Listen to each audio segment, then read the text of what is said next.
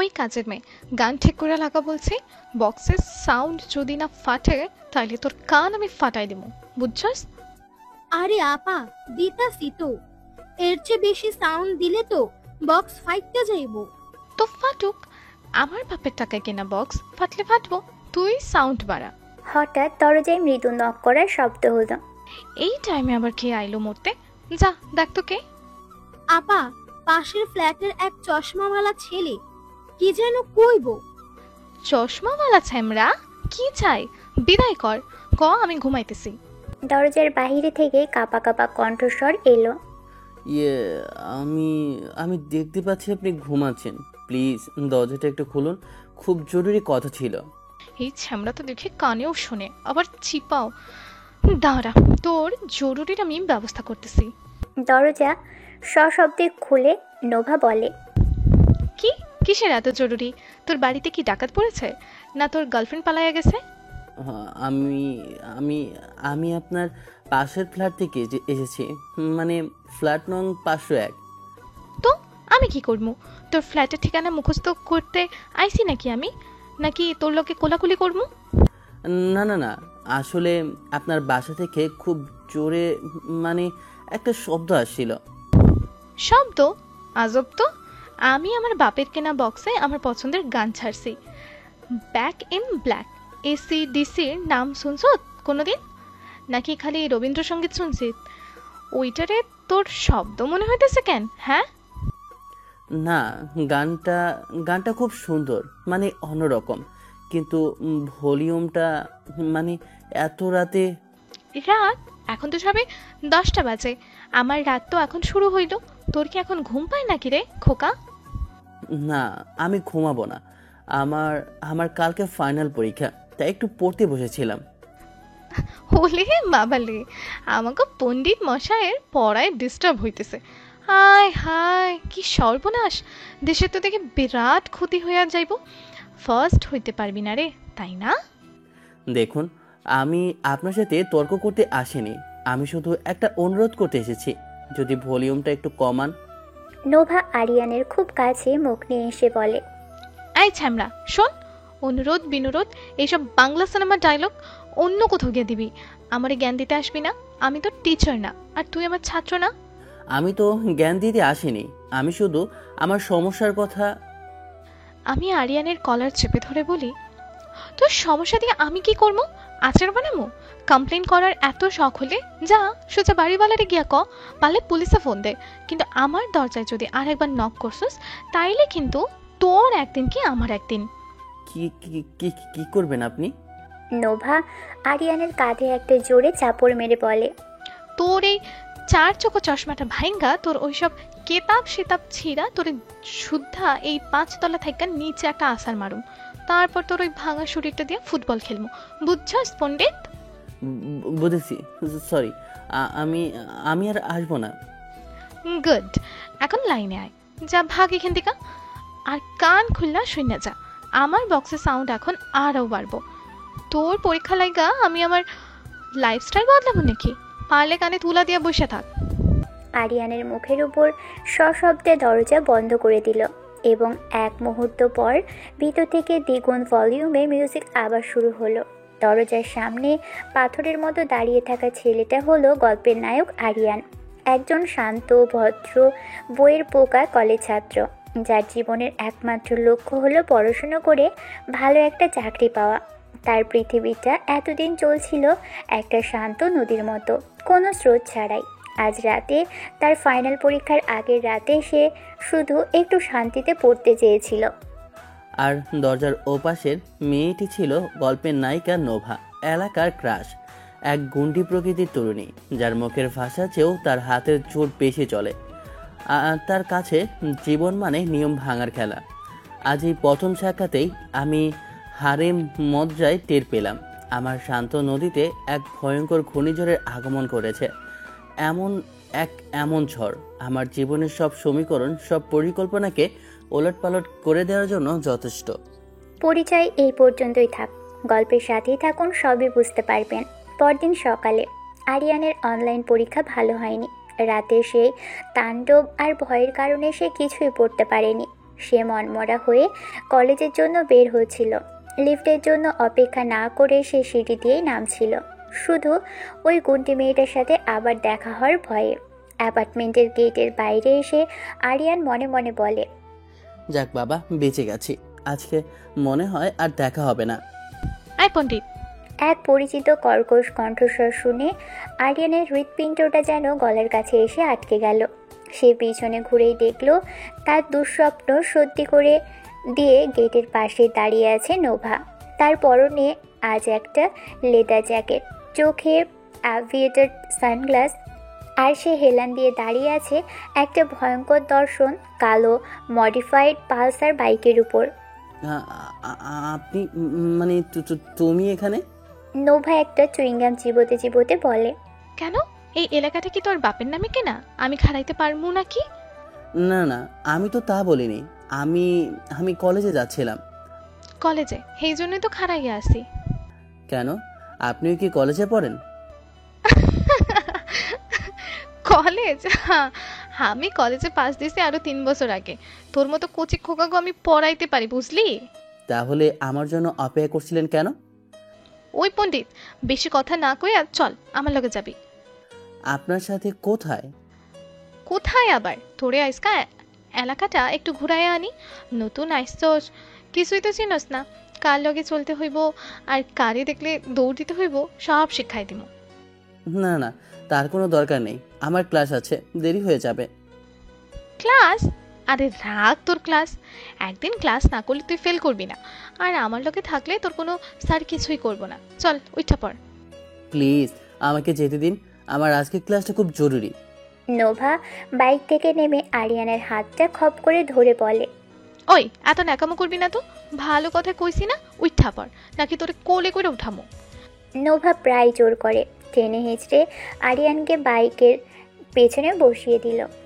আরে আরে, কি করছেন? পড়ে যাব তো। আমার কোমরটা ভালো করে ধইরা বস, তাইলে আর পড়বি না। আর যদি বেশি নড়াচড়া করস তাইলে এমন জোরে ব্রেক কষমো যে সোজা আমার বুকের ওপরে আইসা পড়বি। তখন কিন্তু আমি দায়িত্ব নিব না। আরিয়ানের লজ্জায় অপমানে গরম হয়ে গেল। সে ভয়ে ভয়ে নোভাকে ধরে বসলো।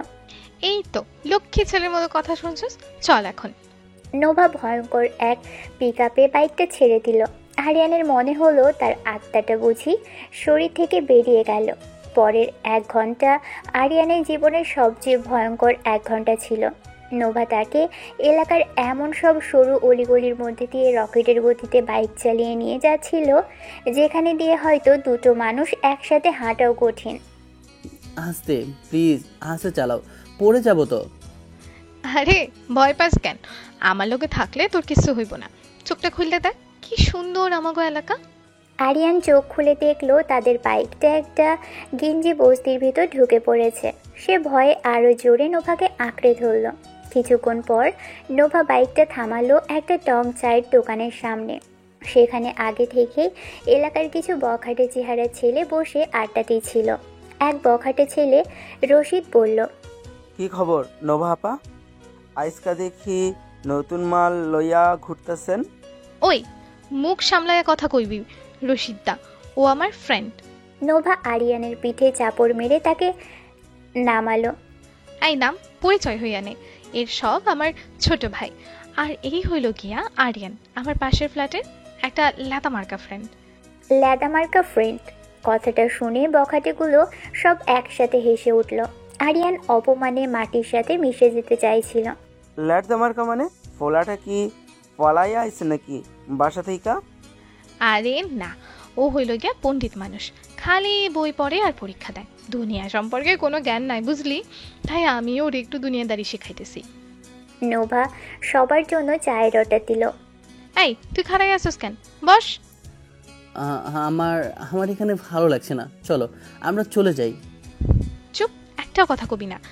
যা কয় তাই করবি। রশিদদা, ওই স্যামরাটার কি খবর যারে তুই কালকে ধোলাই দিছিলি? আর কইয়েন না আপা, ফলাটারে এমন মাইট দিছি 7 দিনেও বিছানা থেকে উঠতে পারবো না। আরিয়ান ভয়ে অস্বস্তিতে কাঠ হয়ে বসে রইল। তার মনে হয়েছিল সে যেন কোনো ভয়ঙ্কর গ্যাংয়ের মিটিংয়ে এসে পড়েছে। সে তার জীবনের প্রথমবার দেখল একটা মেয়ে কিভাবে এতগুলো ছেলের উপর তার কর্তৃত্ব চালাচ্ছে। নোভা চায় চুমুক দিয়ে আরিয়ানের দিকে তাকিয়ে বলে, কি রে পণ্ডিত, ভয় পাইছস? না। মিথ্যা কথা কবি না, তোর চেহারা দেখাই আমি বুঝতে পারতেছি। শোন, এইটাই হইল গিয়া আসল দুনিয়া, তোর ওই বইয়ের পাতার দুনিয়াটা হইল গিয়া নকল। এখানে টিকতে হইলে আমার মতো হইতে হইব, শক্ত, বুঝলি? আরিয়ান কোনো উত্তর দিল না। সে শুধু ভাবছিল কখনই দুঃস্বপ্নটা শেষ হবে আর সে তার সেই নকল কিন্তু শান্ত নিরাপদ জগতে ফিরে যেতে পারবে। এই এলাকা দর্শনের মাধ্যমে নোভা শুধু আরিয়ানকে ভয় দেখালো না, বরং নিজের অজান্তেই তাকে তার নিজের জগতের সাথে, তার একাকিত্বের সাথে পরিচয় করিয়ে দিল। আর আরিয়ানও প্রথমবার দেখল এই গুণটি মেয়ের কঠিন খোলসের পিছনে কোথাও একটা অন্য সত্তা লুকিয়ে আছে, যা সে এখনও বুঝে উঠতে পারেনি। সেই ভয়ঙ্কর এলাকা দর্শনের পর থেকেই আরিয়ানের জীবনটা আরও বেশি দুর্বিষহ হয়ে উঠেছে। নোভা এখন প্রায় প্রতিদিনই তার জন্য অপেক্ষা করে, জোর করে তাকে কলেজে দিয়ে আসে, আবার নিয়েও আসে। আরিয়ান আপত্তি করলেই শুরু হয় হুমকি ধামকি। কয়েকদিন পর কলেজের করিডোর দিয়ে হাঁটছে। মা, আমি ভালো আছি। হ্যাঁ, পড়াশোনা করছি। না না, কেউ বিরক্ত করে না, তুমি চিন্তা করো না। আরিয়ান তার মায়ের সাথে কথা বলছিল। সে বাসা থেকে দূরে এক মেসে থেকে পড়াশোনা করে। ফোনটা পকেটে রাখতে যাবে ঠিক তখনই কয়েকজন সিনিয়র ছাত্র এসে তার পথ আগলে দাঁড়ালো। তাদের মধ্যে নেতাগোজের ছেলেটার নাম আকাশ। কিরে, ফার্স্ট ইয়ার? খুব ভাব নিয়ে হাঁটা হচ্ছে। আমাদের সালাম কালাম দেওয়ার নিয়মটা ভুলে গেছিস নাকি? আকাশ ভাই, আসসালামু আলাইকুম, ভালো আছেন? আকাশের বন্ধু বলল, শুধু সালাম দিলেই হবে? ভাইয়ের জন্য চা নাস্তার ব্যবস্থা করবি না? ভাই, আমার কাছে এখন আকাশ আরিয়ানের কাঁধে হাত রেখে বলে, টাকা নেই জানি তো, তোদের মতো মুফসল থেকে আসা ছেলেদের কাছে টাকা থাকে না, কিন্তু আমাদের তো চালাতে হয়, তাই না? যা, ক্যান্টিন থেকে ভাইয়ের জন্য 4টা সিগারেট আর চা নিয়ে আয়। ভাই, আমি তো এসব। কি, তুই যাবি না? তোর এত বড় সাহস! নতুন আসছিস, এখনো কলেজের নিয়ম কানুন কিছুই শিখিসনি? আরিয়ান তাদের সাথে পেরে উঠছিল না। সে ভয়ে অপমানে চুপ করে দাঁড়িয়েছিল। ওই, ওর কলার ছাড়। করিডোরের অন্য প্রান্ত থেকে ভেসে এলো এক পরিচিত বাঘিনীর গর্জন। সবাই চমকে সেদিকে তাকালো। দেখা গেল নোভা দুহাত কোমরে দিয়ে দাঁড়িয়ে আছে। সে আরিয়ানকে নিতেই এসেছিল। তার চোখে যেন আগুন জ্বলছে। তুই আবার কে? আমাদের সিনিয়রদের ব্যাপারে নাক গলাতে এসেছো? আমি ওর গার্লফ্রেন্ড, কোনো সমস্যা? গার্লফ্রেন্ড শব্দটা শুনে আরিয়ানের চোখ দুটো ছানা পড়া হয়ে গেল। সে হাঁ করে নোভার দিকে তাকিয়ে রইল। গার্লফ্রেন্ড? এই লাদা মার্কা ছেলের গার্লফ্রেন্ড তুমি? বিশ্বাস হলো না। বিশ্বাস না হলে তোর বাপরে গিয়েছি গা। এখন ভালো কথাই কইতেছি, ওর কলার ছাড়, নইলে তোর কলার ধরে এমন আসার মারমো যে খুঁজেও পাওয়া যাবে না। ও তাই? কি করবি তুই? মেয়ে মানুষ হয়ে ছেলের গায়ে হাত তুলবি? পরের মুহূর্তে যা হলো তার জন্য আকাশ বা তার বন্ধুরা কেউই প্রস্তুত ছিল না।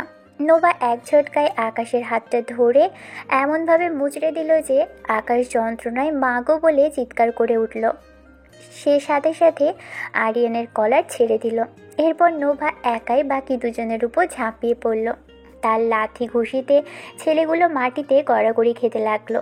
পুরো করিডোরের ছাত্রছাত্রীরা তখন দাঁড়িয়ে এই লাইভ অ্যাকশন সিনেমা দেখছে। কয়েক মিনিট পর আকাশ বলল, মাফ করে দেন আপা, আর কোনোদিন হবে না। বলে কাঁদতে কাঁদতে পালিয়ে গেল। নোভা তার জ্যাকেটের ধুলো ঝাড়তে ঝাড়তে আরিয়ানের দিকে এগিয়ে এলো। আরিয়ানের কলারটা ঠিক করে দিতে দিতে বলে, কিরে, ভয় পাইছিলি? তুমি ওদের মারলে কেন? মারবো না তো কি পূজা করবো? আমার ফ্রেন্ডের গায়ে হাত দিব আর আমি বসে বসে দেখবো নাকি? কিন্তু কিন্তু তুমি বললে যে তুমি আমার গার্লফ্রেন্ড। আরে ওইটা তো ওদের ডর দেখানোর লাগেই কইছি। তুই তো দেখি সিরিয়াসলি লয়াল নিছত। তোর মতো পণ্ডিতরে আমি আমার বয়ফ্রেন্ড বানাবো? আমার কি মাথা খারাপ? আরিয়ানের বুকের ভিতরটা অজানা এক কারণে খচ করে উঠল। নোভা আরিয়ানের কাঁধে হাত রেখে তাকে নিজের দিকে ফেরালো। তারপর করিডোরে উপস্থিত সবার দিকে তাকিয়ে চিৎকার করে ঘোষণা করল, এই সবাই কান খুলে শুনে রাখ। পুরো করিডোর পিনপতন নীরব। এই স্যামরা, এই যে আমার পাশে খাড়াইয়া থাকা 400 পণ্ডিত এই স্যামরা আমার আওতায়, আমার বিশেষ ফ্রেন্ড। এরপর থেকে ওর দিকে যে তেরা বেকা নজরে তাকাইব, ওর লগে যে ঝামেলা করব, তার চোখ আমি তুললাম। বুঝছ সব? সবাই ভয়ে ভয়ে মাথা নাড়ল। তুই তুই এত লেদা কেন রে? 2টা থাপ্পড়ও তো লাগাইতে পারলি না। চল, আজ থেকে তোরে আমি সেলফ ডিফেন্সও শেখামো।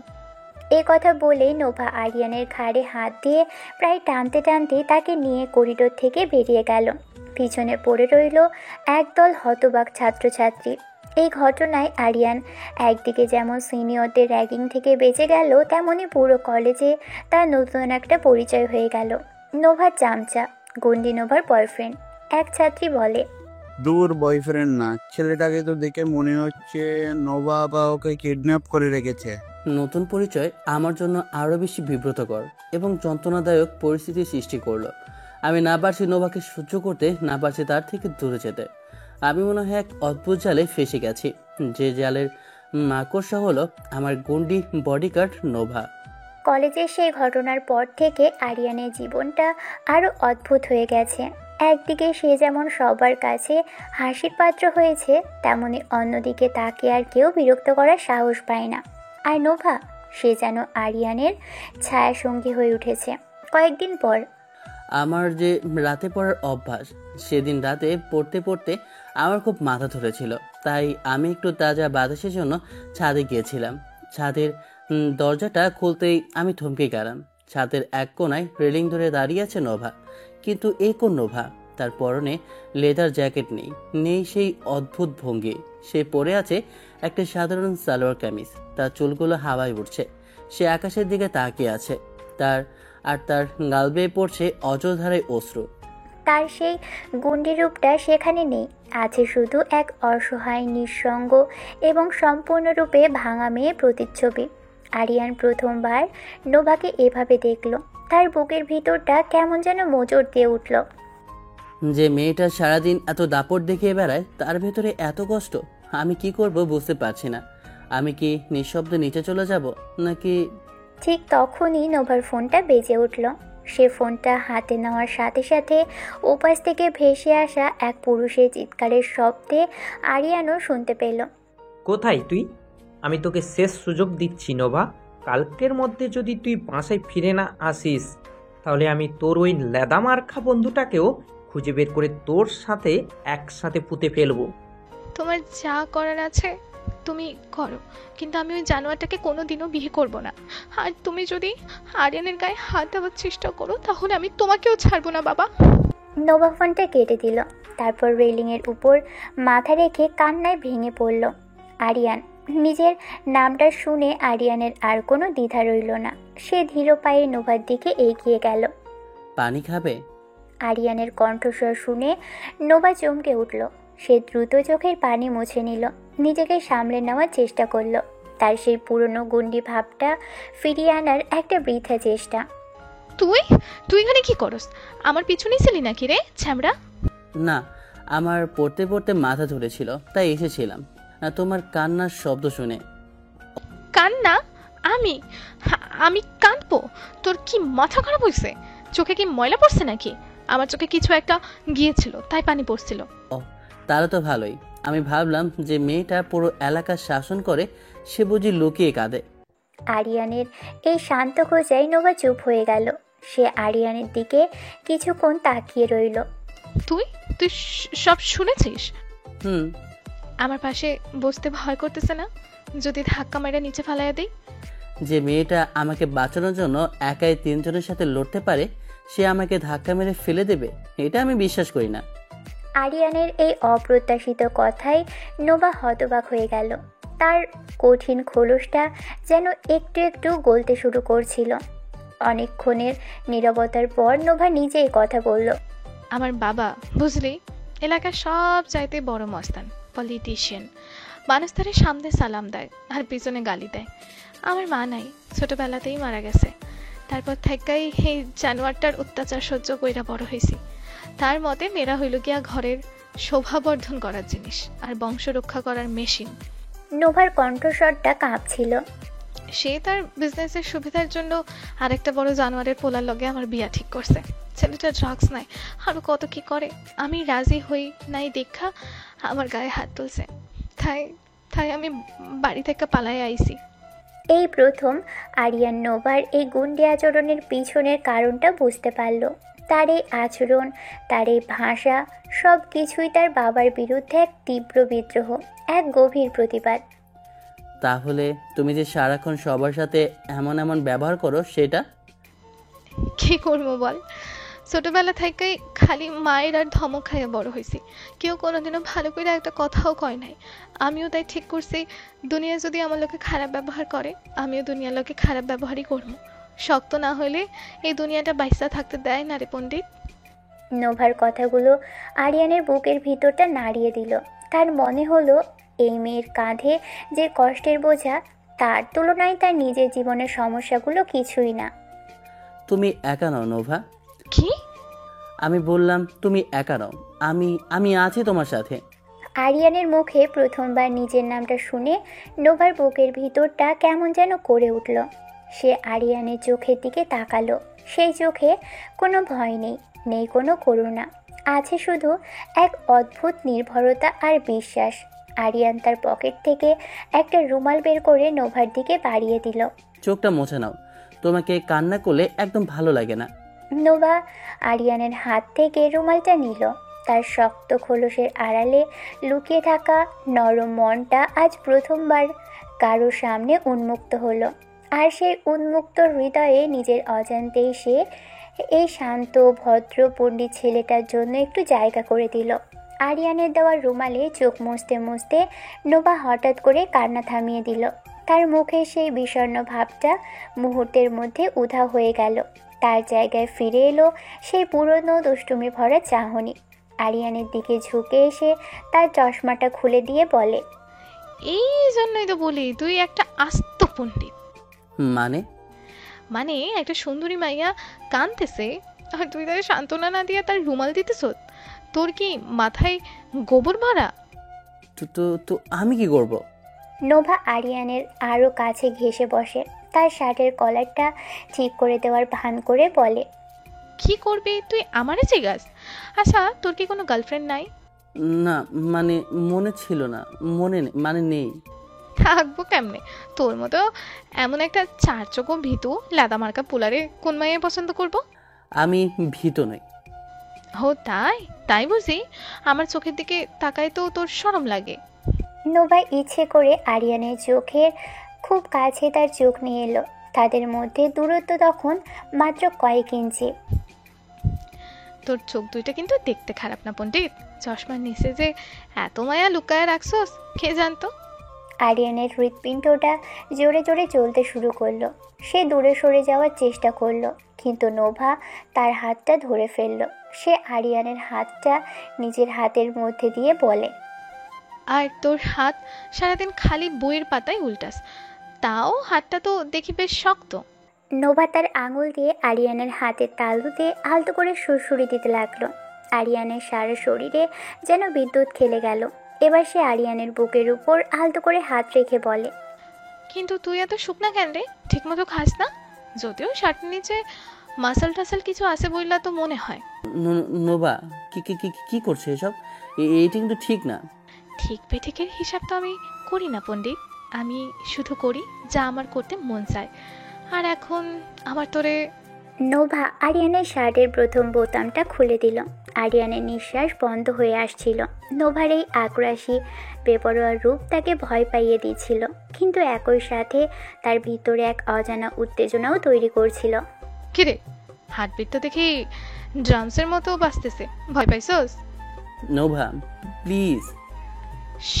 চুপ। তোর এই প্লিজ শুনতেই আমার সবচাইতে বেশি ভালো লাগে। নোভা আরিয়ানের ঠোঁটে কিস করতে যাবে, ঠিক তখনই নিচের মসজিদ থেকে ভেসে এলো ফজরের আজানের সুমধুর ধ্বনি। আজানের শব্দটা যেন একটা চাবুকের মতো নোভাকে আঘাত করলো। সে এক ঝটকায় আরিয়ানের কাছ থেকে দূরে সরে গেল। তার মুখের সেই দুষ্টুমি ভরা আগ্রাসী ভাবটা মুহূর্তের মধ্যে মিলিয়ে গেল। তার জায়গায় ফিরে এলো এক গভীর লজ্জা আর আত্মগ্লানি। সে বুঝতে পারল আবেগের বশে সে কতটা ভুল করতে চাচ্ছিল। নোভা নিজেকে সামলে নিয়ে অন্যদিকে তাকিয়ে বলে, যা যা নিচে যা, সকাল হয়ে গেছে। নোভা, তুমি ঠিক আছো? বললাম না যা, আমার চোখের সামনে থেকে দূর হও। আরিয়ানার এক মুহূর্ত দাঁড়ালো না। সে দ্রুত ছাদ থেকে নেমে গেল। আরিয়ান চলে যাওয়ার পর নোভা রেলিংয়ে ধরে দাঁড়িয়ে রইল। জানি না কেন আমার বেপরোয়া গুন্ডি সত্তাটা আজ প্রথমবার নিজের কাছেই হেরে গেল। আরিয়ানের সরলতা আমাকে যতটা আকর্ষণ করে ঠিক ততটাই ভয় পাইয়ে দেয়, কারণ এই ছেলেটার সামনে দাঁড়ালে আমার সব অভিনয়, সব কঠিন খোলস ভেঙে চুরমার হয়ে যায়। কিন্তু কেন? তাহলে আমি কি তাকে... এই রাতের ঘটনার পর থেকে আরিয়ান আর নোভার মধ্যেকার সম্পর্কটা এক অদ্ভুত মোড় নিয়েছে। তারা কেউ আর সেই রাতের কথা মুখে আনে না, কিন্তু তাদের দুজনের আচরণে একটা পরিবর্তন এসেছে।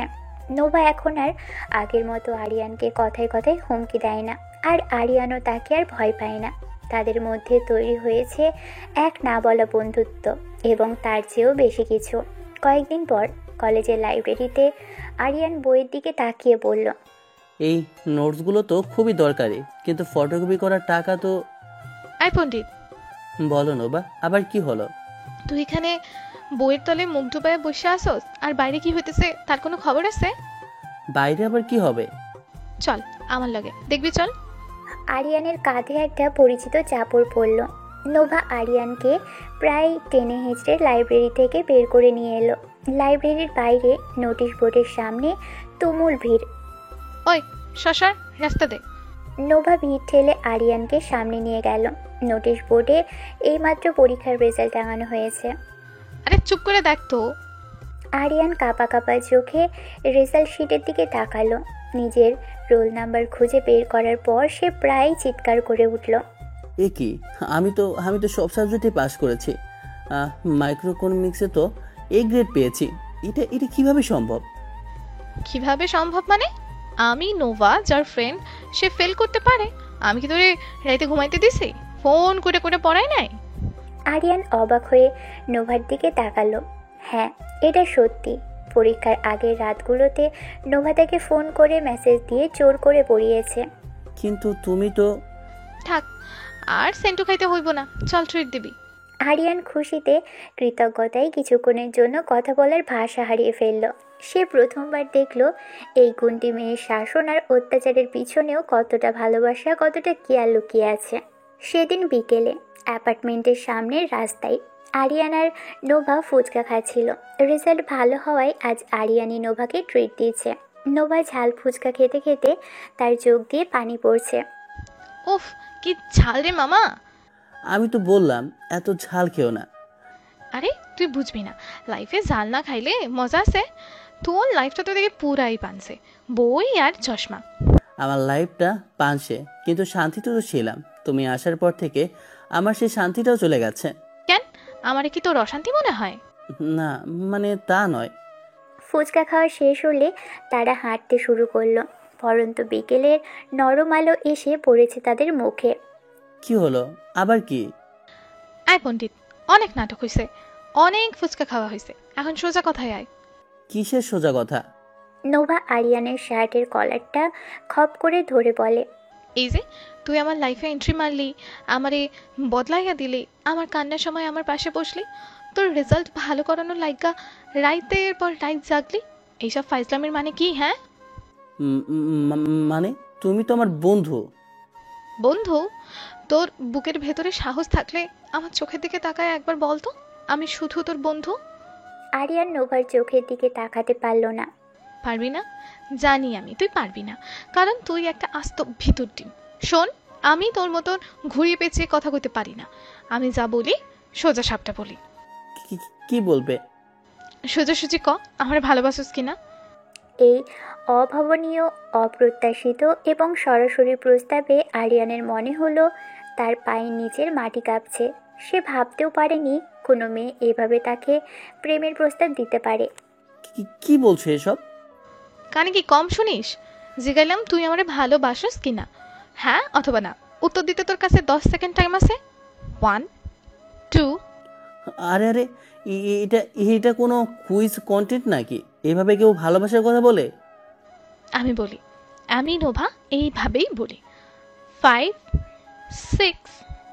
কিন্তু আমরা মানে আমাদের মধ্যে তো। নোভা আরিয়ানের খুব কাছে এগিয়ে এসে ভয়ঙ্কর শীতল গলায় বলে। 7, 8, 9। আরিয়ানের মুখ দিয়ে কোনো কথা বের হচ্ছিল না। সে ভয়ে বিস্ময়ে আর এক অদ্ভুত ভালো লাগাই জমে গিয়েছিল। 10। তোর টাইম শেষ। নোভা ঘুরে দাঁড়ালো। ঠিক আছে, ভালো ভালো যখন বলবি না তখন আমার অন্য রাস্তা ধরতে হইব। কি কি কি রাস্তা? ভালোই ভালোই হ্যাঁ কইলে ঠিক আছে, নইলে কিন্তু মায়ের ধর কইরা হইলেও ভালোবাসা আদায় করবো, বুঝছস আমার কথা? আর তাও যদি রাজি হস তাহলে মায়েরা পুইত্তা ফেলামো একদম। এই অদ্ভুত গোন্ডামিপূর্ণ প্রেমের প্রস্তাবে আমি ভয় এবং বিস্ময়ের শতভাগ হয়ে দাঁড়িয়ে আছি। আমি বুঝতে পারছি না আমি কি হাসবো না কাঁদবো, নাকি ভয়ে দৌড়ে পালাবো। আমার শান্ত গোছানো জীবন নোভা নামে ঘূর্ণিঝড়টা এখন প্রেমের টর্নেডো হয়ে আঘাত হানতে চলেছে।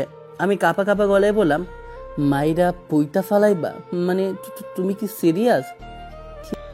আমার চেহারার দিকে তাকাইয়া কি তোর মনে হইতেছে আমি তোর লগে ফাইজলামি করতেছি? কিন্তু ভালোবাসা তো জোর করে হয় না নোভা, এটা তো। থাম, তোর ওই বইয়ের পাতার ডায়লগ আমারে শোনাবি না। আমি জোর জবরদস্তি বুঝি না, আমি বুঝি ফিলিংস। নোভা হঠাৎ করে শান্ত হয়ে গেল। তার মুখের সেই গণ্ডি ভাবটা উধাও হয়ে গিয়ে সেখানে নেমে এলো এক গভীর আবেশ, এক অদ্ভুত দুর্বলতা। আরিয়ানের হাতটা ধরে নরম গলায় বলে। শোন পন্ডিত, আমি জানি আমি তোর মতো গুছুয়া কথা কইতে পারি না, আমার মুখে যা আসে আমি তাই বলি, কিন্তু তার মানে এই না যে আমার ফিলিংস নাই। আরিয়ান চুপ করে নোভার দিকে তাকিয়ে আছে। তুই যেদিন প্রথম আমার দরজায় নক করছিলি আমি তোরে অপমান করছিলাম, কারণ আমি ভাবছিলাম তুইও আর 5টা ছেলের মতো যারা মাইয়া দেখলেই ভদ্র সাজে, কিন্তু তুই তো আসলেই একটা আস্ত ভদ্রলোক।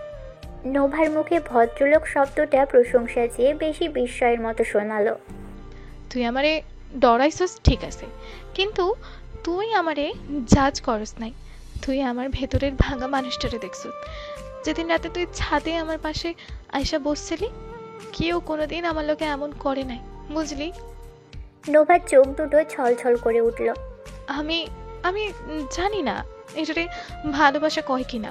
আমি খালি জানি তুই যখন আমার আশেপাশে থাকস আমার নিজেকে আর একা মনে হয় না, মনে হয় আমারও একজন আছে যে আমারে বুঝবো। মনে হয় এই গুন্ডি নোভারও একজন পণ্ডিত দরকার যে তারে শাসন করব, তারে আগলায় রাখবো। নোভা থাক, অনেক সেন্টু খাইয়া ফেলছি। দেখ আমি তোরে কোনো জোর করতেছি না, তুই টাইম নেই ভাইবা দেখ, কিন্তু বেশি দেরি করিস না, কারণ আমার হাতেও বেশি টাইম নাই। এই কথা বলে নোভা দাঁড়ালো না, সে হনহন করে হেঁটে চলে গেল, আরিয়ানকে তার বলা কথাগুলোর ঘোরের মধ্যে একা ফেলে রেখে। সেই রাতেই আরিয়ান নিজের ঘরে পায়চারি করছিল। তার মাথায় তখন ঝড় বইছে। নোভার কথাগুলো, তার চোখে জল, তার ভালোবাসা সব কিছু তাকে ওলটপালট করে দিয়েছিল। সে বুঝতে পারছিল সেও নোভাকে ভালোবেসে ফেলেছে। সে সিদ্ধান্ত নিল সে কাল সকালেই নোভাকে তার মনের কথা জানিয়ে দিবে। ঠিক তখনই অ্যাপার্টমেন্টের নিচে কয়েকটি গাড়ি এসে থামার শব্দ হলো। তারপরে শোনা গেল অনেকগুলো ভারী পায়ে সিঁড়ি বেয়ে ওপরে আসার শব্দ। আমার বুকের ভেতরটা কেঁপে উঠল। আস্তে করে ফ্ল্যাটের দরজার আই হোল দিয়ে বাইরে তাকালাম। বাইরে যা দেখলাম তাতে আমার রক্ত হিম হয়ে গেল। কয়েকজন কালো পোশাক পরা পেশিবহুল চেহারার লোক নোভার ফ্ল্যাটে 502 দরজার সামনে দাঁড়িয়ে আছে। তাদের সাথে আছে একজন বয়স্ক কিন্তু প্রচণ্ড প্রভাবশালী চেহারার লোক। আমি বুঝতে পারলাম ইনি নোভার বাবা। লোকগুলো সজোরে নোভার দরজায় ধাক্কা দিতে শুরু করলো। নোভা, দরজা খোল বলছি। আমি জানি তুই ভিতরে আছিস, ভালোই ভালো বেরিয়ে আয়, নইলে আমি দরজা ভেঙে ফেলবো। নোভা ফ্ল্যাটের ভিতর থেকেই বলল। আমি কোথাও যাব না, তুমি এখান থেকে চলে যাও বাবা, আমি তোমাকে পুলিশে দেবো।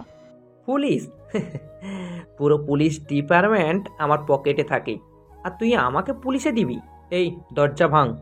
দুটো লোক মিলে মুহূর্তের মধ্যে লাথি মেরে নোভার ফ্ল্যাটের দরজাটা ভেঙে ফেলল। তারা হুড়মুড়িয়ে ভিতরে ঢুকে গেল।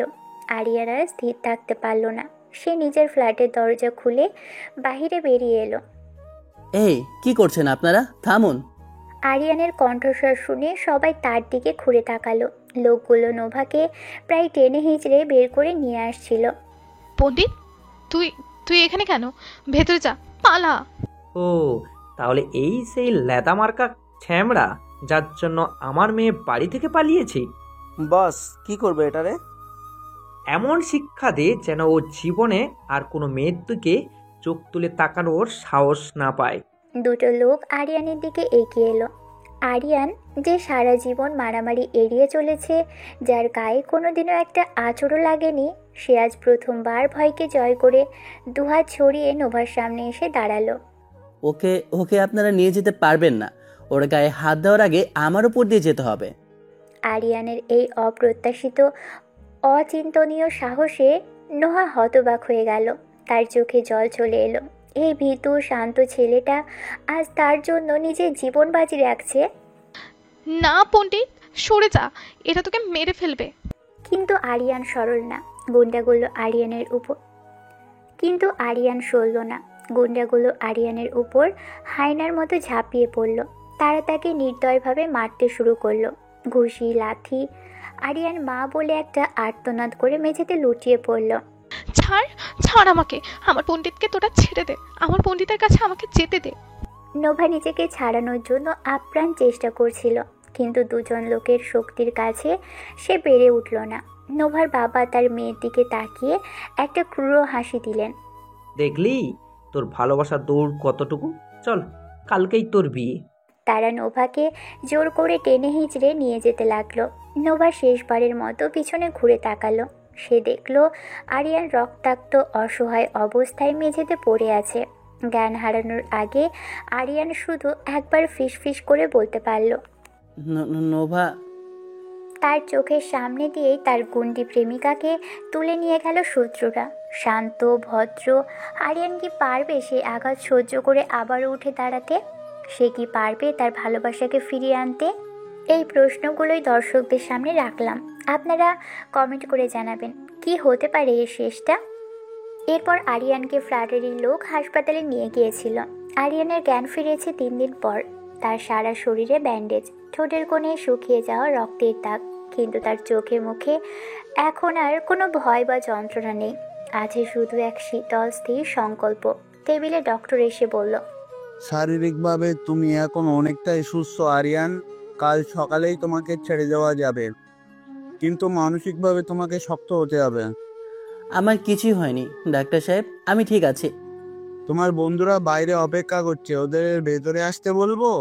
না, আমি এখন কারোর সাথে কথা বলতে চাইছি না। কেবিনে ডক্টর এসে বলল। ডক্টর চলে যাওয়ার পর আরিয়ান ধীরে ধীরে উঠে বসলো।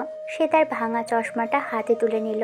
চশমার কাচের মধ্য দিয়ে সে দেখছিল এক নতুন পৃথিবীকে, যেখানে ভদ্রতা আর সরলতার কোনো দাম নেই।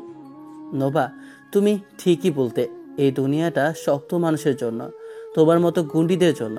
কিন্তু আজ থেকে তোমার এই পণ্ডিত আর লেদামার্কা থাকবে না। এভাবেই পরের দিন আরিয়ান বেসে ফিরে এসেছে। কয়েকদিন পেরিয়ে যায়, কিন্তু সে আর আগের আরিয়ান নেই।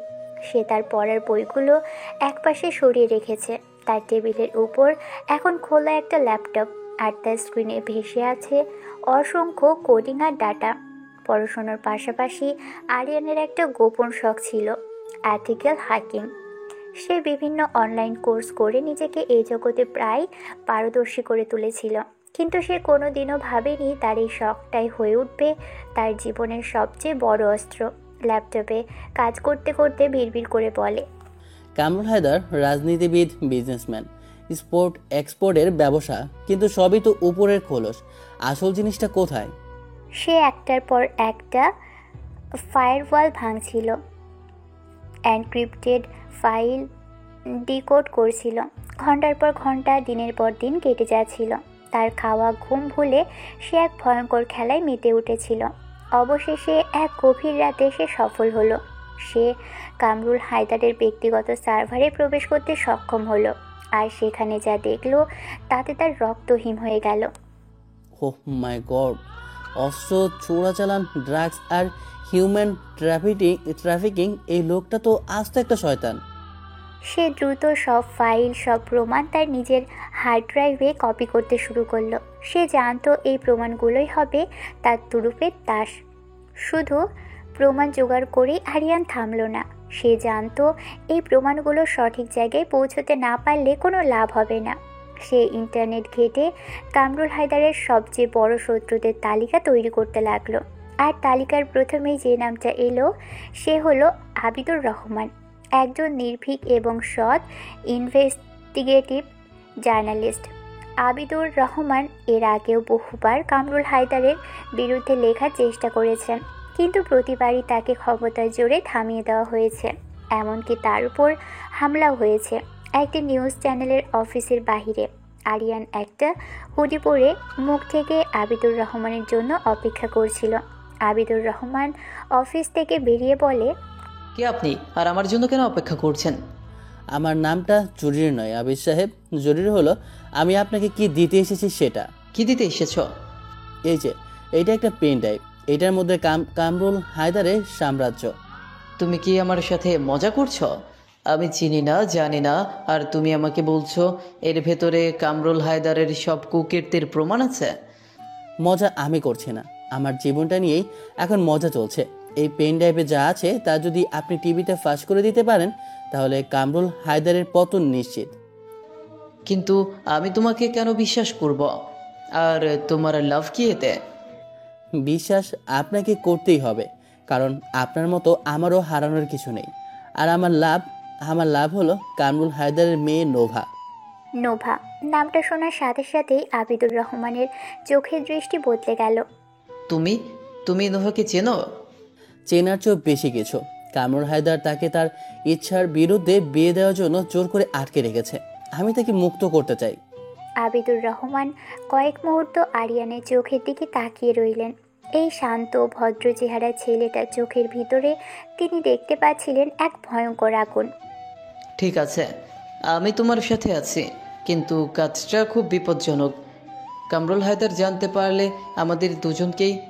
মৃত্যুকে আমি এখন আর ভয় পাই না আবিদ সাহেব, ভয় পাই প্রিয়জনকে হারিয়ে ফেলার। কাল সকালে আমার অফিসে এসো, আমরা পরিকল্পনা করব। আবিদুর রহমান পেন ড্রাইভটা নিয়ে চলে গেলেন। আর আমি রাতের অন্ধকারে একা দাঁড়িয়ে আছি। যে শান্ত ভদ্র বইয়ের পোকা ছেলেটা একদিন গুন্ডি মেয়েকে ভয় পেত, আর সেই ছেলেই তার ভালোবাসার জন্য দেশের সবচেয়ে ভয়ঙ্কর মাফিয়াদের একজনের বিরুদ্ধে যুদ্ধ ঘোষণা করেছে। সে এখন আর শুধু আরিয়ান নয়, সে এক ভয়ঙ্কর স্ট্র্যাটেজিস্ট, যার একমাত্র লক্ষ্য আমার নোভাকে ফিরিয়ে আনা, আর সেটা যে কোনো মূল্যে। অন্যদিকে কামরুল হায়দারের বিলাসবহুল প্রাসাদের বাড়ি, কিন্তু নোভার কাছে এটা এখন এক সোনালী খাঁচা। তার ঘরের বাহিরে 24 ঘন্টা দুজন সশস্ত্র পাহারাদার দাঁড়িয়ে থাকে। তার ফোন কেড়ে নেওয়া হয়েছে। বাহিরের জগতের সাথে তার সব যোগাযোগ বন্ধ।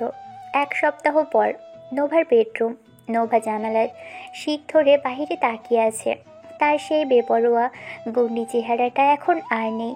তার জায়গায় দেখা যাচ্ছে এক ক্লান্ত, বিষণ্ণ এবং পরাজিত মুখ।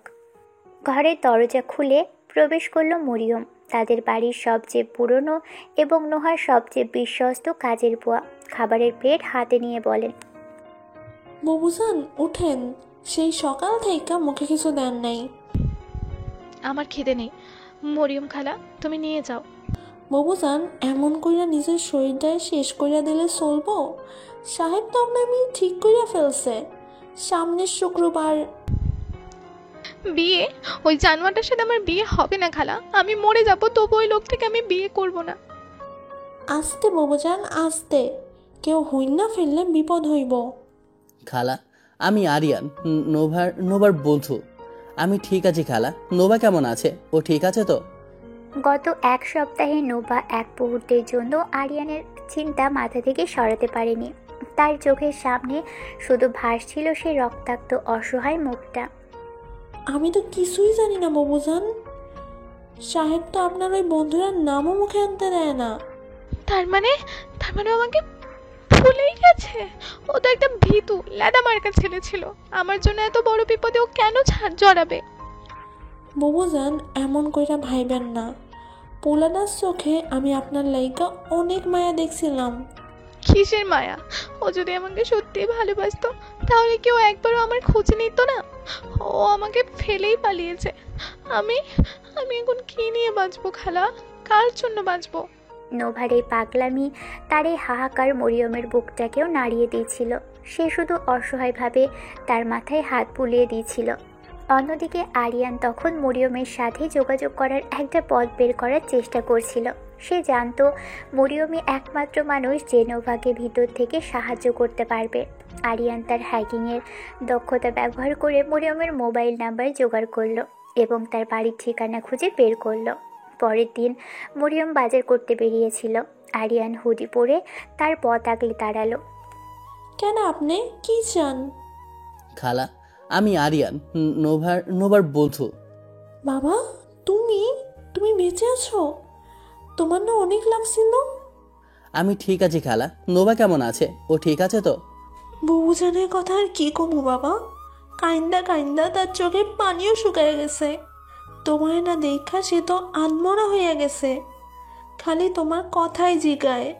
নোভার এই অবস্থা শুনে আরিয়ানের বুকের ভিতরটা ব্যথায় টনটন করে উঠল। খালা, আপনাকে আমার একটা উপকার করতে হবে, খুব সাবধানে, কেউ যেন জানতে না পারে। কি করতে হইব বাবা? তুমি খালি কও, আমার বুবুজানের লাইকা আমি জানও দিতে পারি। এই চিরকুটটা কোনোভাবে নোভার হাতে পৌঁছে দিতে পারবেন? পারবো বাবা, তুমি চিন্তা করিও না। আজ রাইতেই আমি বুবুজানের হাতে এইটা দিমু। সে রাতেই নোভার বেডরুম। নোভা সেদিনও না খেয়ে বিছানায় শুয়েছিল। তার বাজার সব ইচ্ছে যেন মরে গিয়েছে। মরিয়ম নিঃশব্দে ঘরে ঢুকলো। সে একবার দরজার বাইরেটা দেখে নিল, তারপর দ্রুত নোভার কাছে এসে তার হাতে সে ভাঁজ করা কাগজটা গুজে দিল। বুবুজান, এটা আপনার লাইকা। কি এটা? আপনার পণ্ডিত পাঠাইছে। পণ্ডিত নামটা শোনার সাথে সাথে নোভার মৃতপ্রায় চোখে যেন প্রাণের সঞ্চার হলো। সে কাঁপা কাঁপা হাতে চিরকুটটা খুলতেই তার সেই পণ্ডিতের কাঁচা কিন্তু চেনা হাতের লেখার মাত্র কয়েকটি শব্দ। ভয় পাইস না গন্ডি, তোর পণ্ডিত তোরে নিতে আসতেছে, তৈরি থাকিস। এই কয়েকটি শব্দ, এই একটি মেসেজ নোভার জন্য যেন মৃত সঞ্জীবনী সুধার মতো কাজ করলো। তার চোখ দিয়ে অঝরে পানি পড়তে লাগলো, কিন্তু এবার সেটা হতাশার কান্না নয়, আনন্দের কান্না, আশার কান্না। চিরকুটটা বুকে জড়িয়ে ধরে বলে, ও ও আমাকে ভোলেনি খালা। আমার পণ্ডিত আমাকে নিতে আসবে, ও আসবে। আমি কইছিলাম না বুবুজান? নোভার ভিতরে সেই পুরনো গুন্ডি সত্তাটা যেন আবার জেগে উঠল। তার চোখে ফুটে উঠল নতুন এক লড়াইয়ের আগুন। হ্যাঁ, আমি তৈরি থাকবো। আমার বাবার সাজানো ওই বিয়ার আসর থেকে যদি আমার পণ্ডিত আমার তুইলা না আনে, তাহলে আমি নিজের হাতে ওই আসর জ্বালাইয়া দিব, কিন্তু ওই জানোয়ারটারে আমি কিছুতে বিয়ে করবো না। এই একটি মেসেজই নোভার মনে বাঁচার নতুন আশা, নতুন শক্তি জাগিয়ে তুলল। সে এখন আর একা নয়। সে জানে দেয়ালের ওপাশে এই শহরেরই কোনো এক প্রান্তে তার পণ্ডিত তার জন্য এক ভয়ঙ্কর যুদ্ধ শুরু করে দিয়েছে। এদিকে সাংবাদিক আবিদুর রহমানের গোপন অফিস। ঘরের ভিতরটা সিগারেটের ধোঁয়ায় আচ্ছন্ন। টেবিলের উপর ছড়িয়ে ছিটিয়ে আছে অসংখ্য কাগজপত্র, ছবি আর একটা ল্যাপটপ, যেখানে কামরুল হায়দারের অবৈধ সাম্রাজ্যে নীল নকশা ভেসে আছে। আরিয়ান, তুমি নিশ্চিত যে এই প্রমাণগুলোই যথেষ্ট? কামরুল হায়দার খুব ধূর্তশাল। সে আইনের ফাঁক গলে বেরিয়ে যাওয়ার রাস্তা ঠিকই খুঁজে নেবে। সেজন্যই তো আমি শুধু প্রমাণের ওপর ভরসা করে বসে নেই। হাবিজ সাহেব, শয়তানকে ধরতে হলে শয়তানের মতোই ভাবতে হয়। মানে কি করতে চলেছো তুমি? কামরুল হায়দারের সবচেয়ে বড় শক্তি কি? তার টাকা আর রাজনৈতিক ক্ষমতা। ভুল। তার সবচেয়ে বড় শক্তি হলো তার সম্মান, তার ইমেজ। একজন জনদরদী নেতা, একজন সফল ব্যবসায়ী। এই মুখোশটাই তার আসল বর্ম। আমি সেই বর্মটাতেই আঘাত করতে চলেছি। আরিয়ান একটা নতুন সিম কার্ড তার ফোনে লাগালো। আমি তাকে ব্ল্যাকমেল করব। ব্ল্যাকমেল? তুমি কি পাগল হয়ে গেছো? এটা তো বেআইনি। আমরা নিজেরা অপরাধী হয়ে যাব। কখনো কখনো বড় কোনো ন্যায় বিচার প্রতিষ্ঠা করার জন্য ছোটোখাটো নিয়ম ভাঙতে হয় হাবিজ সাহেব। আমি তাকে টাকা বা ক্ষমতার জন্য ব্ল্যাকমেল করছি না, আমি করছি নোভার জন্য। আরিয়ান কামরুল হায়দারের ব্যক্তিগত নাম্বারে একটা মেসেজ টাইপ করলো। আপনার মেয়ের জীবনের চেয়ে কি আপনার সম্মানটা বেশি দামি মিস্টার হায়দার? আপনার অন্ধকার জগতের সব প্রমাণ আমার হাতে। যদি আপনার সম্মান আগের জায়গায় আগের অবস্থায় ফেরত চান, তাহলে আজ রাত 10 পুরনো জাহাজে ডকইয়ার্ডের একা আসবেন। কোনো চালাকির চেষ্টা করলে কাল সকালে আপনার মুখোশ পড়া চেহারাটা দেশের প্রতিটি খবরের কাগজে প্রথম পাতায় শোভা পাবে। কিন্তু সে যদি পুলিশ নিয়ে আসে বা তার গুন্ডাদের পাঠিয়ে দেয়? আসবে না, কারণ সে জানে পুলিশ বা গুন্ডা কেউই তার সম্মানটাকে বাঁচাতে পারবে না। সে তার ইমেজ নষ্ট হওয়ার ঝুঁকি কোনোদিনও নেবে না। সে আসবে, তাও একা।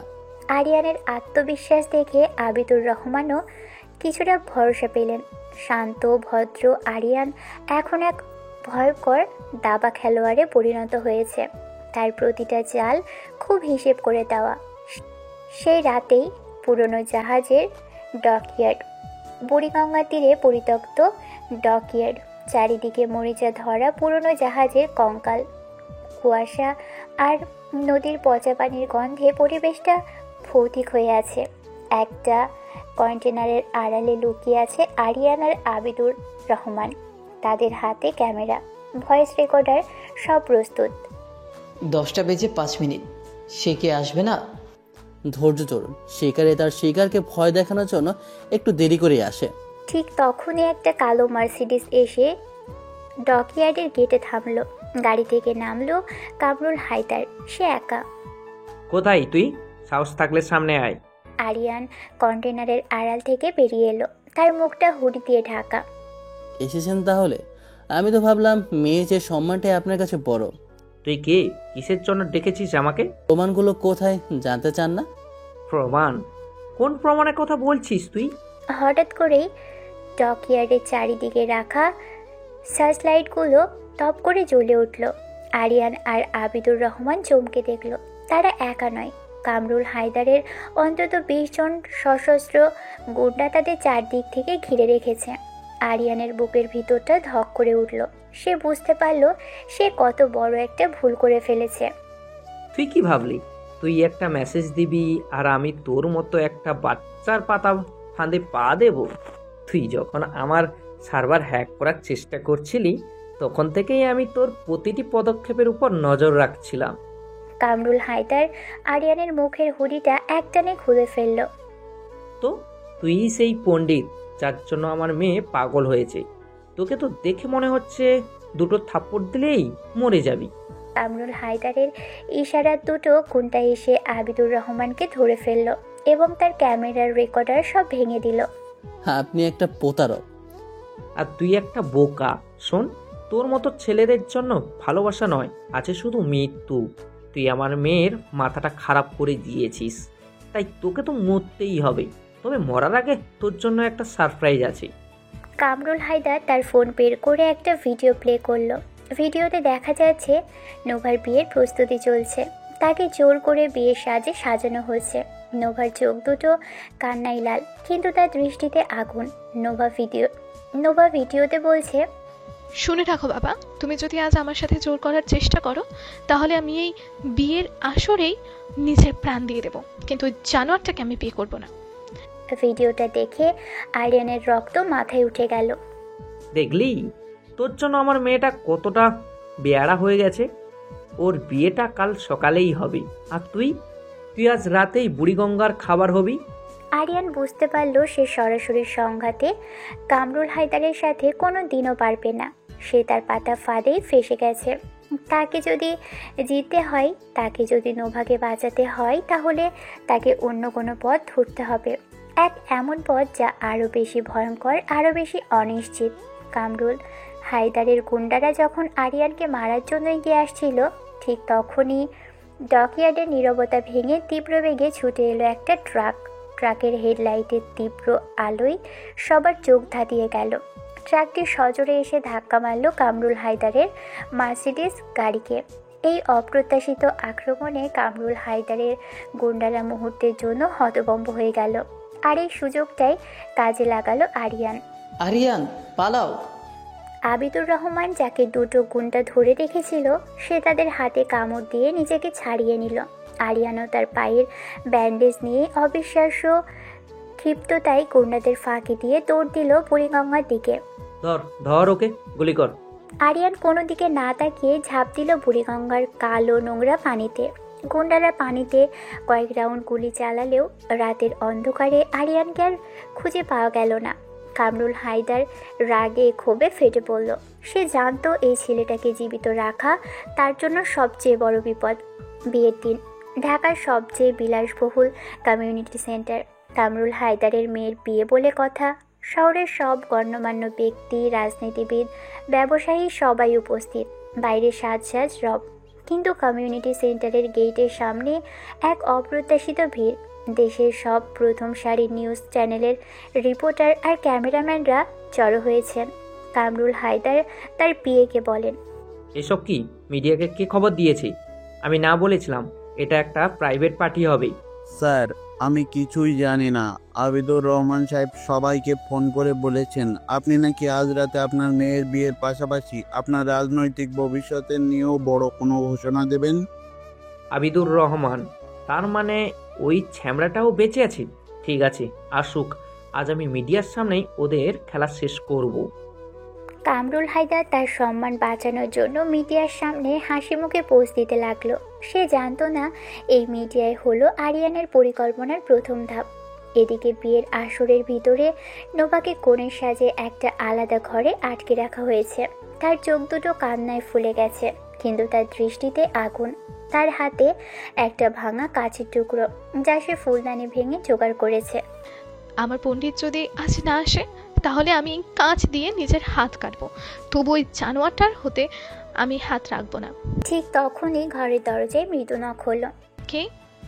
বাবুজান, আমি মরিয়ম।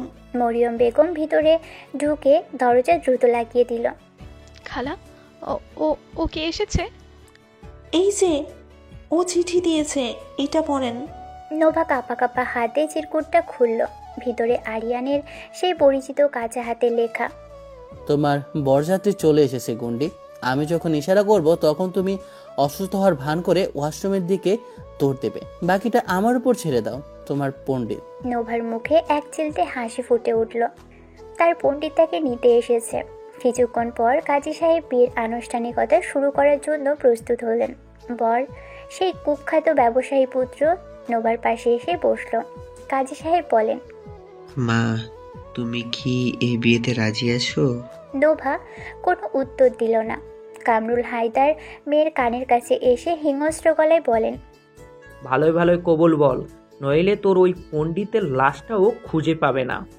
ঠিক সেই মুহূর্তে কমিউনিটি সেন্টারের সব আলো ধপ করে নেমে গেল। পুরো হল জুড়ে নেমে এলো অন্ধকার, আর শোনা গেল অতিথিদের আতঙ্কিত চিৎকার। এই হট্টগোলের মধ্যেই বরযাত্রীদের মধ্যে বসে থাকা পাগড়ি পরা এক যুবক দ্রুত উঠে দাঁড়ালো। সে আর কেউ নয়, আরিয়ান। সে অন্ধকারে ঠিক নোভার পিছনে এসে দাঁড়ালো। এখন নোভা হঠাৎ করে পেটে হাত দিয়ে, ওহো মা গো, আমার আমার শরীরটা খুব খারাপ লাগছে, আমি একটু ওয়াশরুমে যাব। এ কথা বলে সে প্রায় দৌড়ে ওয়াশরুমের দিকে চলে গেল। কামরুল হায়দারের গুন্ডারা কিছু বুঝে ওঠার আগেই আরিয়ানও তার পিছু নিল। আরিয়ান আর নোভা ওয়াশরুমের পিছনে জানালা দিয়ে বেরিয়ে এলো। বাইরে একটা মোটর বাইক নিয়ে অপেক্ষা করছিল আবিদুর রহমান। তাড়াতাড়ি, আমাদের হাতে সময় খুব কম। আরিয়ান আর নোভা দ্রুত বাইকে উঠে বসলো। আবিদুর রহমান তাদের হাতে কিছু টাকা আর একটা ঠিকানা ধরিয়ে দিয়ে নিজে অন্যদিকে চলে গেল।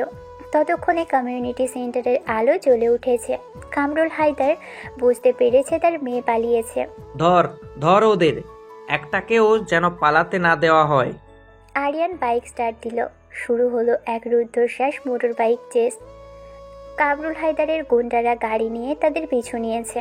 ঢাকার রাতের রাস্তায় চলছে জীবন মরণের এক ভয়ঙ্কর খেলা। নোভা আরিয়ানকে শক্ত করে জড়িয়ে ধরে চিৎকার করে বলে, পণ্ডিত, তুই তুই তো দেখি পুরাই হিরো হয়ে গেছিস। এখনো তো কিছুই দেখোনি কুন্ডি, শুধু ধরে বসে থাকো। আরিয়ান তার বাইক চালানোর সব দক্ষতা দিয়ে গুন্ডাদের ধোঁকা দিতে চাইল। সে সরু অলিগলি, ফ্লাইওভারের নিচ দিয়ে এমনভাবে বাইক চালাচ্ছিল যা গাড়িগুলোর পক্ষে অনুসরণ করা অসম্ভব ছিল। অবশেষে একটা চলন্ত ট্রেনের সামনে গিয়ে অবিশ্বাস্য কায়দায় রেল লাইন পার হয়ে তারা গুন্ডাদের চোখের আড়াল হয়ে গেল। তারা এসে থামলো এক নির্জন জায়গায়। হাঁপাতে হাঁপাতে তারা বাইক থেকে নামলো। নোভা আর এক মুহূর্ত অপেক্ষা করলো না, সে সোজা গিয়ে আরিয়ানকে জড়িয়ে ধরল। আমি আমি তো ভাবছিলাম তুই আর আসবেই না। আমি তোরা কত গালি দিছি মনে মনে। তোমাকে ছাড়া আমি কোথায় যাব কুন্ডি? তুমিই তো আমার সব। শহরের সব কোলাহলকে পিছনে ফেলে দুটি মন আজ এক হয়ে গেল। তারা জানে তাদের লড়াই এখনো শেষ হয়নি, কিন্তু তারা এটাও জানে যতক্ষণ তারা একসাথে আছে ততক্ষণ কোনো বিপদই তাদের হারাতে পারবে না। পরের দিন সকালের প্রথম আলো ফুটতেই পুরো দেশটা যেন কেঁপে উঠল। আবিদুর রহমানের নিউজ চ্যানেল সত্যের কণ্ঠ ব্রেকিং নিউজ হিসেবে চলছে কামরুল হায়দারের অন্ধকার জগতের এক্সক্লুসিভ ফুটেজ। অস্ত্র চোরাচালান, ড্রাগস, হিউম্যান ট্রাফিকিং, সব কিছুর অকাট্য প্রমাণ যা আরিয়ান তার জীবনের ঝুঁকি নিয়ে জোগাড় করেছিল। টেলিভিশনের স্ক্রিনে কামরুল হায়দারের হাসি মুখের ছবির পাশে চলছে তার অপরাধ জগতের ভয়ঙ্কর সব তথ্য। এদিকে আবিদুর রহমানের সেফ হাউসের ভিতর অবশেষে এই শয়তানটার মুখোশ সবার সামনে খুলল। আরিয়ান, তুমি যা করেছো তা কোনো সাধারণ কাজ নয়। তুমি একটা বিপ্লব ঘটিয়ে দিয়েছ। আমি শুধু আমার ভালোবাসাকে বাঁচাতে চেয়েছিলাম আবিদ সাহেব। ঘরের অন্য কোনায় বসে আছে নোভা। তার চোখে মুখে কোনো অভিব্যক্তি নেই। সে দেখছে যে মানুষটাকে সে বাবা বলে ডাকতো তার আসল চেহারাটা কতটা ভয়ঙ্কর। গত রাতে তারা এই সেফ হাউসে এসেছে, এটাই ছিল পরিকল্পনা। এই লোকটা আমার বাবা। আরিয়ান উঠে এসে নোভার পাশে বসলো। সে আলতো করে নোভার হাতটা ধরল। তোমার কষ্ট হচ্ছে তাই না? আমার ঘৃণা হচ্ছে পণ্ডিত, নিজের উপর ঘৃণা হচ্ছে। আমি এই লোকটার রক্ত আমার শরীরে বয়ে বেড়াচ্ছি। না নোভা, তুমি তোমার বাবার মতো নও। তুমি একজন যোদ্ধা। তুমি তার বিরুদ্ধে লড়াই করেছো, তুমি জিতেছো। ঠিক তখনই টেলিভিশনে নতুন ব্রেকিং নিউজ এলো। একমাত্র পাওয়া খবরে জানা গেছে বিশিষ্ট রাজনীতিবিদ এবং ব্যবসায়ী কামরুল হায়দারকে তার নিজ বাসভবন থেকে পুলিশ গ্রেপ্তার করেছে। তার বিরুদ্ধে খবরটা দেখার সাথে সাথেই নোভা কান্নারত অবস্থায় আরিয়ানের দিকে তাকালো। তার চোখে ছিল এক অদ্ভুত প্রশান্তি। অবশেষে সে মুক্তি পেয়েছে তার বাবার অত্যাচার থেকে, তার অভিশপ্ত অতীত থেকে। এভাবেই কয়েক মাস পর ভার্সিটি ক্যাম্পাসে সময় বদলে গেছে। আরিয়ান আর নোভা এখন তাদের নতুন জীবন শুরু করেছে। কামরুল হায়দারের বিচার চলছে। আরিয়ান তার পড়াশোনায় ফিরে গেছে, আর নোভা সেও বদলেছে, কিন্তু তার নিজস্ব ভঙ্গিতে। ভার্সিটির সবুজ ঘাসের উপর বসে আছে আরিয়ান আর নোভা। আরিয়ানের হাতে বই, কিন্তু তার সব মনোযোগ নোভার দিকে। নোভার আগের মতো ছেঁড়া জিন্স বা লেদার জ্যাকেট পরে না। তার পরনে একটা সুন্দর সালোয়ার কামিজ। তার মুখে সেই কর্কশ ভাবটা চলে গেছে। সেখানে এসেছে এক স্নিগ্ধতা, এক মায়া, কিন্তু তার চোখে সেই দুষ্টুমি ভরা চাহনিটা এখনো আগের মতো আছে। কি দেখছো এভাবে? দেখতেছি আমার পণ্ডিতটা দিন দিন সুন্দর হয়ে যাইতেছে। ভার্সিটির সব মাইয়ারা তো দেখি খালি তোর দিকেই তাকায় থাকে। আমার মেজাজটা কিন্তু খারাপ হয়ে যায়। ওরা চারদিকেই তাকাক, আমার চোখ তো শুধু একজনের দিকে তাকায়। নোভা আরিয়ানের কলারটা ধরে নিচের দিকে টেনে বলে, কার দিকে শুনি? এক গন্ডি মেয়ের দিকে, যে আমার জীবনটাকে একেবারে ওলট পালট করে দিয়েছে। শুধু ওলট পালট? ভালো করে গুছায় দি নাই? তা দিয়েছো, তবে তোমার শাসনটা এখনো কমেনি। কমবো কেন?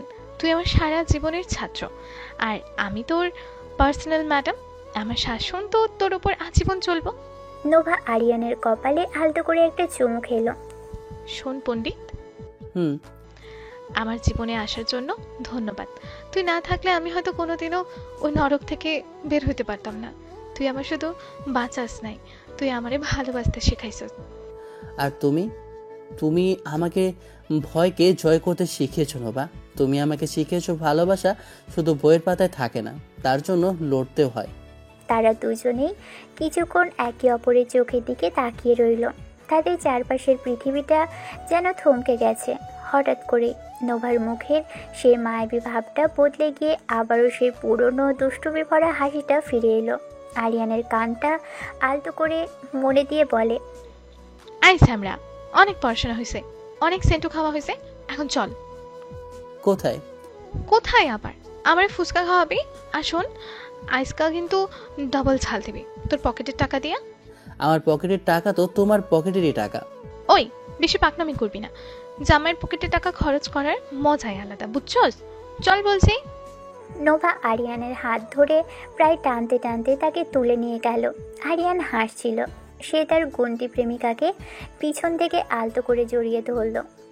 আচ্ছা বাবা চলো, আজ তোমাকে আমি সারা দুনিয়ার ফুচকা খাওয়াবো। শুধু ফুচকা? আইসক্রিম খাবি না? আইসক্রিমও খাবো। আর আর রাতে বিরিয়ানি? হ্যাঁ, আমার গুন্ডি বউ রাতে বিরিয়ানিও খাওয়াবো। তাদের এই অদ্ভুত টকঝাল মিষ্টি প্রেমের গল্পটা অবশেষে পেল তার সুন্দর পরিণতি। ক্যাম্পাসের পড়ন্ত বিকেলের আলোয় তাদের খুনসুটি আর ভালোবাসা মাখামাখি হয়ে একাকার হয়ে যাচ্ছিল, যা প্রমাণ করে দিয়েছিল ভালোবাসা প্রকাশের ভাষা ভিন্ন হলেও তার অনুভূতিটা একই। এক গুণটি মেয়ের পণ্ডিত প্রেমিককে খুঁজে পাওয়ার গল্পটা এভাবেই ভালোবাসার জয় দিয়ে শেষ হলো। ধন্যবাদ।